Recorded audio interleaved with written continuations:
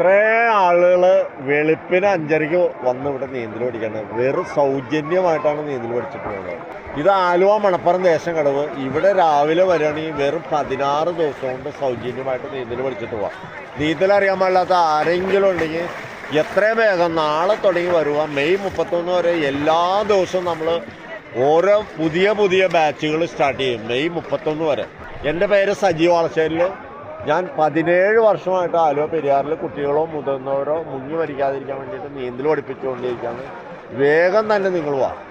ഒരു ദിവസം തന്നെ 1000 പേരിൽ മുകളിൽ പഠിക്കാനുള്ള എല്ലാ സേഫ്റ്റി ഒരുക്കങ്ങളോടുകൂടിയാണ് കാത്തിരിക്കുന്നത്.